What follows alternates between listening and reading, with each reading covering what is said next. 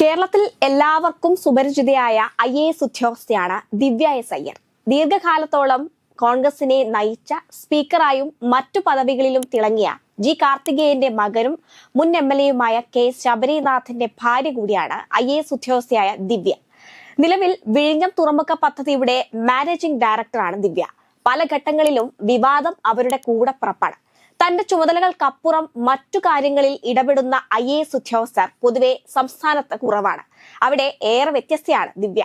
രാഷ്ട്രീയ, സാമൂഹിക, സാംസ്കാരിക രംഗങ്ങളിലെല്ലാം അവരുടെ ഇടപെടലുകൾ ഉണ്ടാകാറുണ്ട്. പല ആവർത്തി CPIMന്റെ നേതാക്കളെ വാനോളം പുകഴ്ത്തി അവർ രംഗത്ത് വന്നിട്ടുണ്ട്. അതുകൊണ്ട് തന്നെ കോൺഗ്രസ് നേതാക്കൾക്കും പ്രവർത്തകർക്കും അവരോട് വലിയ വിയോജിപ്പും പല ഘട്ടങ്ങളിലും ഉണ്ടായിട്ടുണ്ട്.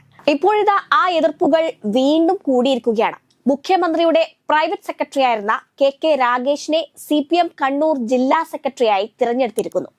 ഇതിന് പിന്നാലെയാണ് ദിവ്യ അദ്ദേഹത്തെ പ്രകീർത്തിച്ച് കുറിപ്പിട്ടത്. ഇതാണ് വലിയ വിവാദങ്ങൾക്ക് വഴിവെച്ചത്. കർണന് പോലും അസൂയ തോന്നും വിധം ഈ KKR കവചം എന്ന് പറഞ്ഞായിരുന്നു മുഖ്യമന്ത്രി പിണറായി വിജയന്റെയും KK രാഗേഷിന്റെയും ചിത്രം പങ്കുവെച്ചുള്ള ദിവ്യ എസ് അയ്യരുടെ പോസ്റ്റ്. ഇക്കഴിഞ്ഞ 3 വർഷങ്ങൾ അദ്ദേഹത്തിന്റെ ഔദ്യോഗിക ജീവിതം മുന്നിൽ നിന്നും വീക്ഷിച്ച തനിക്ക് ഒപ്പിയെടുക്കാൻ സാധിച്ച അനവധി ഗുണങ്ങളുണ്ട്. വിശ്വസ്തതയുടെ ഒരു പാഠപുസ്തകം, കഠിനാധ്വാനത്തിന്റെ ഒരു മഷിക്കൂട് എന്നിവയാണ് അവയെന്നും ദിവ്യ കുറിച്ചു. ഈ കുറിപ്പ് വളരെ വേഗം തന്നെ ശ്രദ്ധിക്കപ്പെട്ടു. നിരവധി ഇടതു പ്രൊഫൈലുകളാണ് ഈ കുറിപ്പ് ഷെയർ ചെയ്തിരിക്കുന്നത്. എന്നാൽ കോൺഗ്രസിന് ഈ പുകഴ്ത്തൽ അത്ര രസിച്ചില്ല. ശബരിനാഥന്റെ ഭാര്യ എന്നത് പരിഗണിച്ച് പ്രമുഖ നേതാക്കൾ ആരും തന്നെ പരസ്യ പ്രതികരണവുമായി രംഗത്ത് വന്നില്ലെങ്കിലും പലർക്കും അതൃപ്തി ഉണ്ടെന്നാണ് അറിയുന്നത്.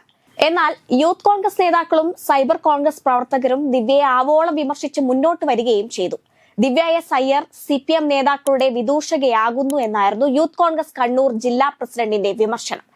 AKG സെന്ററിൽ നിന്നല്ല ശമ്പളം വാങ്ങുന്നതെങ്കിലും ഓർക്കണമെന്ന് യൂത്ത് കോൺഗ്രസ് പ്രതികരിച്ചു. എന്നാൽ പിന്നെയും ദിവ്യ എല്ലാവരെയും വെല്ലുവിളിക്കുന്ന പ്രതികരണമാണ് നടത്തിയത്.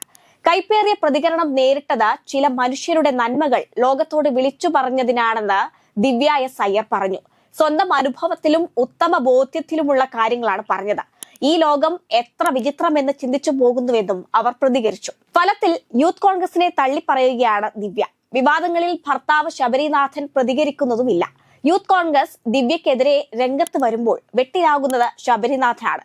ഈ വിഷയത്തിൽ രാഷ്ട്രീയ പ്രതികരണത്തിന് തയ്യാറാകാതെ കരുതലോടെ നീങ്ങാനാണ് ശബരിയുടെ തീരുമാനം. തിരുവനന്തപുരം DCC അധ്യക്ഷനായി പോലും പരിഗണിക്കുന്ന പേരുകാരനാണ് ശബരിനാഥൻ. മുൻ MLA ആയ ശബരിനാഥന്റെ രാഷ്ട്രീയ പ്രവേശനം അച്ഛൻ ജി കാർത്തികേയന്റെ മരണശേഷമായിരുന്നു.